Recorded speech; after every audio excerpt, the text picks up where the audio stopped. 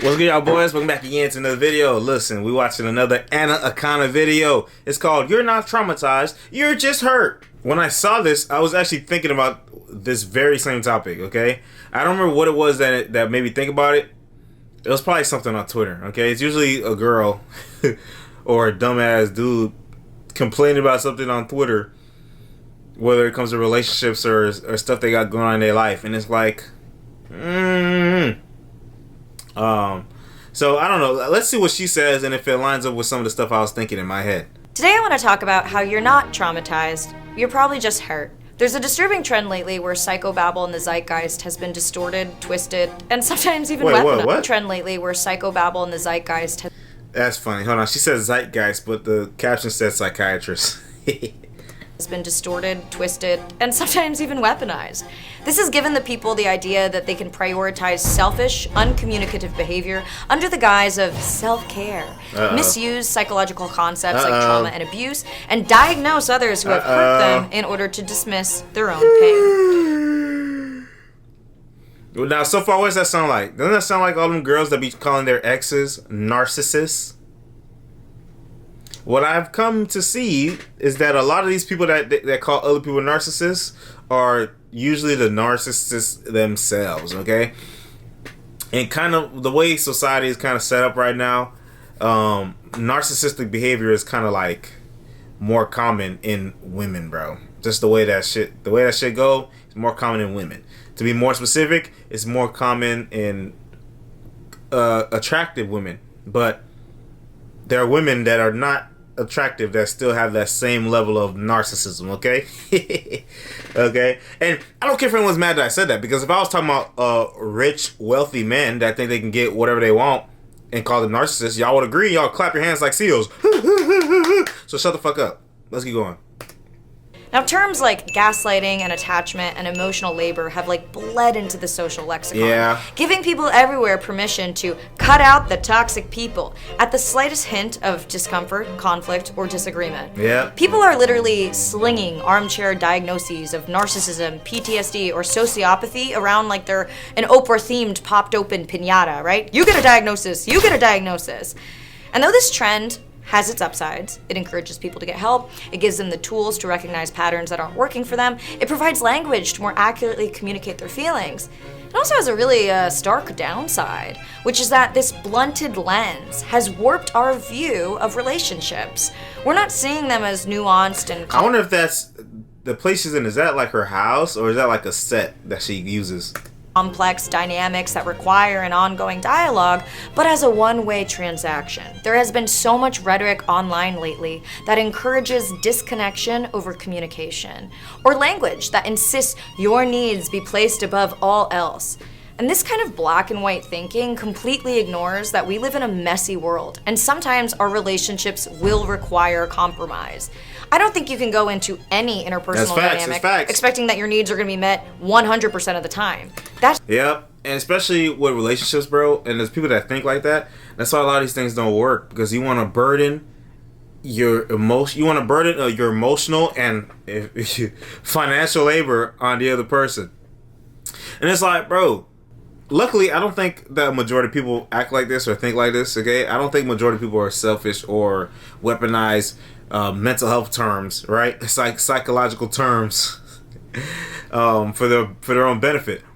But the people that do it, they're like the loud minority. You know what I mean? The loud minority, and they push it on people.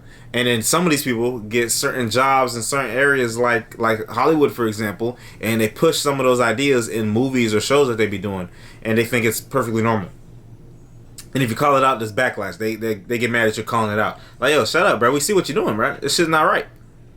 You know what I mean? Like, bro, it's not, what to say? It's just not realistic. It's not.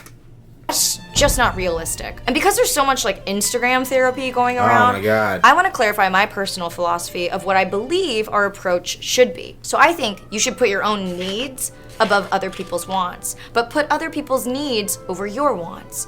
I think putting other people's needs over your own needs is at times necessary, and it's also a very kind, loving sacrifice to make. However, putting your needs over other people's needs is also sometimes necessary and a kind, loving, protective thing to do. And this dance of deciding whose needs take priority, this is a case-by-case basis. Yes, exactly. See, I don't know. I feel like a theme on this channel lately has been both sides, or the nuance of things. Where sometimes your needs come above someone else's needs, right?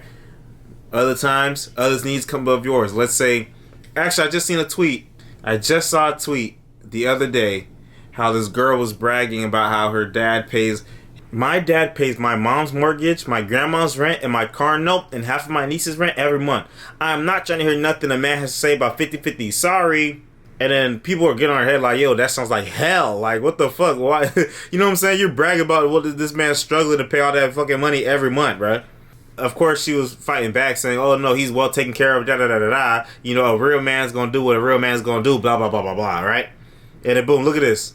Other tweet that she made earlier this year. My mom is so crazy, I don't even know how she's still married. She breaks stuff, throws stuff, punch stuff. The other day, she pushed my dad so hard, he made a hole in the wall. I'm going to delete this, but my dad need a rescue. So, this is the same. She's talking about the same people, right?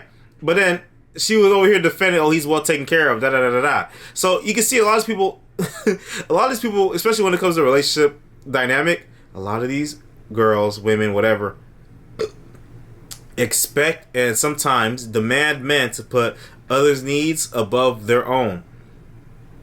And some of them will advocate, oh yeah, men need to put their own needs up. They need to take care of themselves sometimes. But when the moment a man in their life does that, he's a narcissist. He hates her.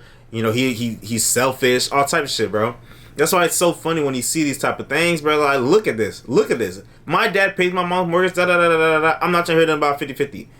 And then boom, goes to talk about how, and it tries to defend that, and it goes to talk about how her mom is crazy and be abusing his ass. That's all abuse, right? If we flipped it, the other day, he pushed my mom so hard, she made a hole in the wall. That sounds like abuse, right? It's crazy, bro. It's crazy. That should be balanced based on your best judgment. Look, boundaries are meant to keep people in, not out. Being unclear is unkind, so communicate your feelings instead of avoiding conflict. And being triggered, look, that's actually a gift to see what you need to work on, not a way to censor other people. Like, yes, we should all be very considerate, but if you're seeing triggers more in terms of like censoring others rather than an opportunity for self-exploration, you're doing yourself a huge disservice. All of these tools are meant to help us navigate relationship dynamics. They're meant to help us repair inevitable ruptures. Yes, but people who don't care, they're going to use that for their own gain. It's a tale as old as time, So for the people that actually generally try to make changes in their relationships and stuff, try to work on their relationships, try to make their relationships better, they use those tools in order to make it better. They actually use it for what it's made for. For people that don't care, for people that just want to get what they want from people and use people, they're going to use it for their own advantage. That's how it works. Protect our ability to remain engaged. But if you're using therapy speak as an excuse to ice people out, diagnose someone post-mortem your relationship, or set rules for another person's behavior, you are misusing them in an attempt to justify your own victim mentality, insecurity, or ego. Like, we can't cherry-pick our popular therapeutic concepts to support whatever our current state of mind is. Because when we do, we're really just dismissing our own feelings. So if you say, he is such a narcissist, to lay blame on someone else, you're probably really avoiding, I feel abandoned and discarded. If you say, I'm setting a boundary, when you're really stonewalling, you're probably just avoiding, I feel unloved. And a lot of times when these girls use narcissists, it really translates to a guy that was not putting up with the bullshit she was doing and left her ass. Avoiding, I feel abandoned and discarded. If you say, I'm setting a boundary. When you're really... You know how some people use boundary? How some girls specifically be using boundary? When a guy himself sets a boundary for something that he won't tolerate, and then she's like, oh, you're manipulative, you're misogynistic, I can't deal with that, that's my boundary, I'm not doing this. They set a boundary for the other person's boundary. That's something that people do. Stonewalling, you're probably just avoiding, I feel unloved, and a vulnerable conversation. If you say, she's so toxic, when you've never communicated how you felt, you're really just avoiding, I feel hurt by this person. Yeah, a lot of times people say toxic. If it's a guy or it's a girl, they say toxic because they just didn't like someone's opinion on something. You know what I'm saying? They didn't like their opinion. Or they didn't like that they stood up for themselves, right? That's something that happens. And to say he's gaslighting me when he's A lot of times people that say that someone's gaslighting them, right? If they're toxic, they're the ones gaslighting the person they're claiming is a gaslighter.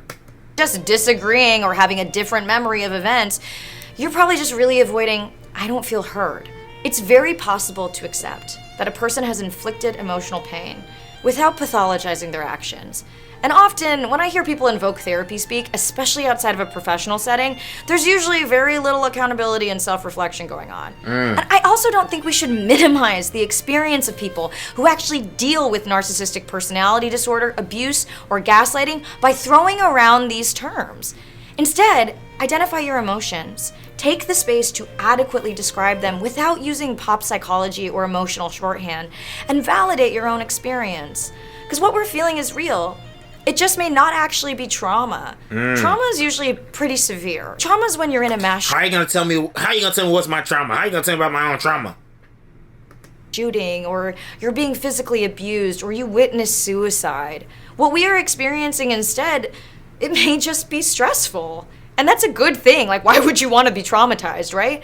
Like, if what we're going through... Because of victim points. They can use it to their advantage. I'm a victim. Look at me. Look what happened to me. Oh my gosh, I'm traumatized. I have trauma. That's why. There is social currency in being a victim in certain circles. Okay? That's why. And some people generally just don't know the difference, so they just say it. Some people, they know what the fuck they talking about.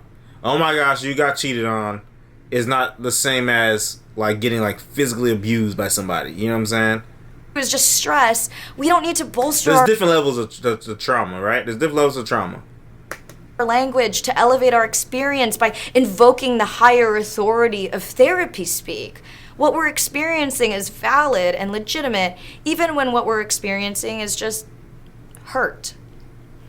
I'm Anna Akana. Thank you to the patrons who supported today's video, and as always, thank you to my biological father, my daddy, my big D, Squarespace, for sponsoring today. What the fuck? Okay, let's look at some of the comments. I'm a licensed psychologist, and my boyfriend is a therapist.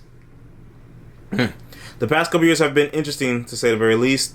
The narcissist trend is more interesting than being triggered is not an excuse for you to censor others.